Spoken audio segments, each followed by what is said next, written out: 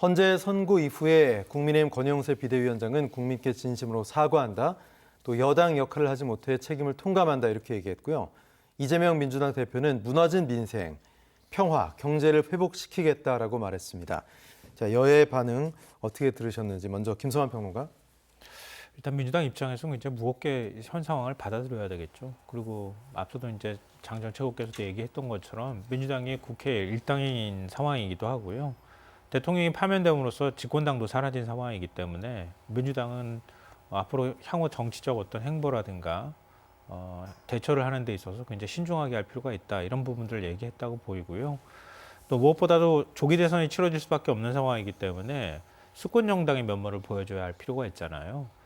근데 지금 이 탄핵 국면을 거쳐가면서 국민들이 굉장히 극심한 갈등을 하고 있는 상황이기 때문에 그런 부분에 대한 국민 화합이나 통합의 메시지를 지속적으로 던질 필요가 있다라고 보입니다. 그런 면에서는 이재명 대표 입장은 뭐 적절했다 이렇게 보이는데요.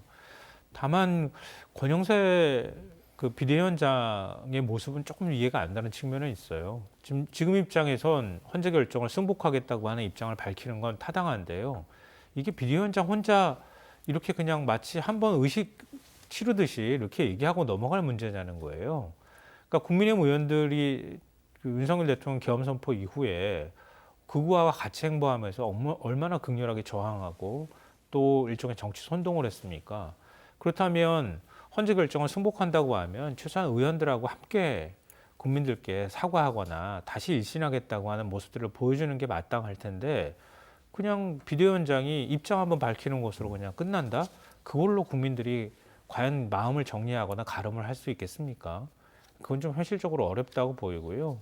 권성도 원내대표는 뭐 차기 대선 또 승리하자 이런 말 했다고 하는데 그것도 뭐 적절한 태도는 아닌 것 같습니다. 네, 장해찬 전 최고는 어떻게 들으셨습니까? 그러니까 지금 민주당에 비하면 국민의힘 상황은 좀 더 복잡하죠. 네. 민주당이 아마 곧장 조기 대선 경선 모드로 돌입하게 될 것이고 경선 과정에서 이재명 대표가 무난하게 후보가 될 거라는데 이의를 제기하는 정치권 인사들은 거의 없을 겁니다. 다만 국민의힘은 조기 대선 경선 모드로 너무 빨리 돌입하기도 어려운 상황이거든요. 절대 다수의 당원과 지지자들이 윤석열 대통령 탄핵에 상실감을 나타내고 있기 때문에 이른바 정치적 애도 기간을 통해서 좀 온도를 식히는 일정 부분의 시간 가지기가 필요해 보입니다. 그래서 지난 의총에서도 별다른 결론이 없었고 주말 사이 지나고 다음 주 초에 의총을 열어서 대선 준비를 어떻게 할지, 선관위를 어떻게 할지 등등 결정해야 되는데 중도 확장을 하기 위해서 국민들에게 낮은 모습을 보이는 것과 동시에 탄핵을 반대했던 전통 지지층의 마음도 다독여야 되는 투트랙을 가야 되는 민주당에 네. 대비해서는 훨씬 더 좀 어려운 과제를 국민의힘 지도부가 떠안게 됐고요. 다만 보통 탄핵 같은 불행한 일이 일어나면 지도부가 총사퇴를 하는데 물리적 시간이 너무나 촉박하기 때문에 쌍관 지도부 체제로 아마 대선 후보 선출과 대선까지는 치르게 될 것으로 보여집니다. 다만 구체적인 경선 룰에서 보통은 지난 대선의 경우에는 4명 정도를 남겨두고 최종 경선을 치렀는데 이번에는 3명이냐 4명이냐 뭐 이런 여부 또 당원과 국민의 비율을 어느 정도 할 것이냐 등등을 놓고 각 차기 주자 잠룡 사이에 유불리가 극명하게 갈리기 때문에 그걸 좀 어떻게 잘 조율하느냐가 국민의힘에게 주어진 숙제고요. 민주당은 가뜩이나 이재명 대표 중심으로 단결할 텐데 국민의힘은 차기 주자들 사이의 어떤 감정의 골이 경선 과정에서 깊어진다면 안 그래도 어려운 선거 지형에서 보수 결집마저 안 될 수도 있어서 앞으로 민주당 대비해서 훨씬 더 좀 험난한 길을 조기 대선 준비 과정에서 걸어 나가야 하지 않을까 싶습니다. 네, 어제 국민의힘 의총이 있었다고 하죠. 당내에 지금 친윤이 어쨌든 주류 계파를 형성하고 있는데 지도부를 향해서도 좀 원망의 목소리가 나왔다고 하고 뭐 패족 이런 자주 섞인 한탄까지 나왔었다고 합니다. 탄핵 과정에서 좀 소극적인 태도를 보였다. 그래서 극보수 지지층에게 좀 지탄의 대상까지 되고 있는데 이른바 쌍권, 이 지도부가 거취 표명을 해야 될까요? 김성환 평론 어떻게 보십니까? 원래는 해야죠, 사실은. 지금 이 국면을 끌고 왔던 당사자들이기도 하고요. 국민의 오히려 외면을 받고 있는 상황 아닙니까?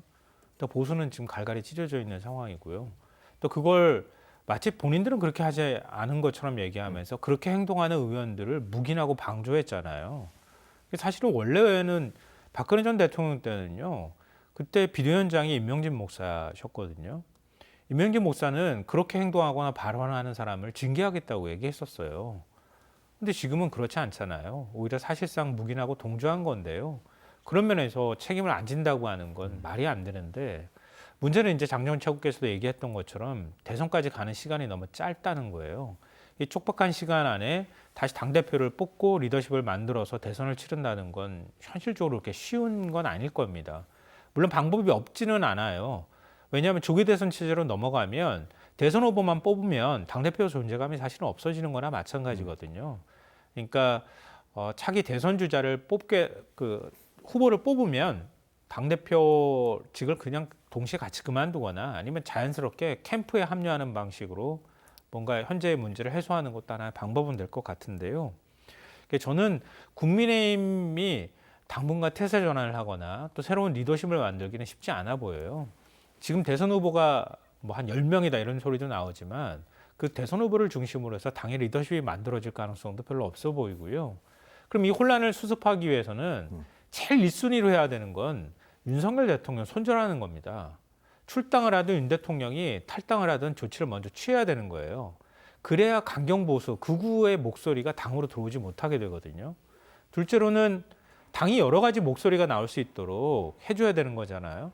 근데 지금 오히려 더 윤 대통령 그 계엄이나 계엄 선포 이후에 오로지 윤 대통령을 보호하기 위해서만 갔던 사람들 지금 뭐 슬금슬금 발 빼고 있는데 이런 태도를 바꾸려고 돌변하면서 그때그때 상황에 따라서 단순히 표 계산만 하는 이른바 정치꾼이라고 불릴 수 있을 만한 정치인들하고 이제는 어떤 방식으로든 결별하지 않으면 안 된다. 그 결별의 수순들을 이번 대선 기간 동안까지 밟을 수 있을지 모르겠지만 앞으로 만약에 대선에서 승리하든 패배하든 상당 기간 동안에 그 과정들을 국민의힘은 밟아나가야 될 수밖에 없을 것이다라고 봅니다. 네, 국민의힘은 윤 대통령 파면으로 3년 만에 집권 여당 지위를 잃었죠. 2017년 박근혜 전 대통령 탄핵이 두 번째인데 지금 김성환 평론가 윤 전 대통령을 빠르게 손절해야 국민의힘이 살 길이다 이렇게 이야기하셨거든요. 장 전 최고 어떻게 생각하십니까?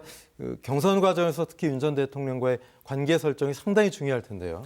근데 저는 인위적인 손절이 가능하지도 않고 큰 실익도 없다고 생각합니다. 박근혜 전 대통령 탄핵 이후에 대선에서 소위 말하는 중도 보수 후보들이 갈리면서 문재인 전 대통령이 낙승을 거뒀습니다만 그 이후 5년 만에 정권 교체 윤석열 대통령으로 할 때 대부분의 보수 주자들이 박근혜 전 대통령을 예방하고 또 지지를 호소했던 바 있거든요. 그러니까 지금 국면에서 쌍권 지도부가 어제 한남동 관저 찾아가서 윤석열 전 대통령 만나고 돌아왔는데 주말 지나자마자 출당시킨다, 제명한다.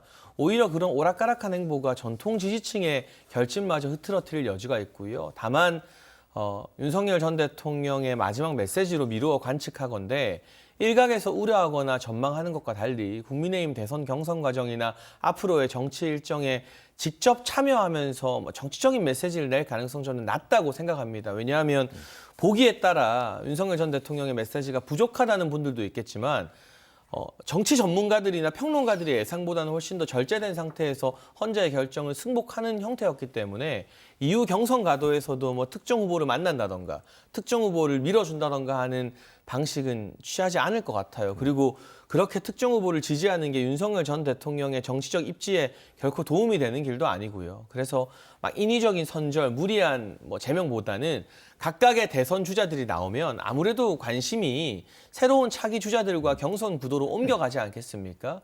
그 가운데 자연스럽게 정치적으로 페이드아웃 되는 효과를 국민의힘에서도 기대하고 있을 것이고 윤석열 전 대통령도 누가 되었든 보수에서 단일 후보가 나온다면 그 단일 후보에게 도움이 되는 방향으로 메시지를 내고 힘을 실어주는 것이 윤석열 전 대통령의 퇴임 후 지금 이제 임기가 어쨌든 강제 종료된 시점 이후의 행보에도 훨씬 더 도움이 된다는 걸 충분히 숙지하고 알고 있을 겁니다. 네. 그래서 인위적 손절도 어렵고 불가능하지만 동시에 윤 전 대통령의 네. 적극적인 개입이나 이런 것도 있을 가능성이 낮다고 보는 겁니다. 네.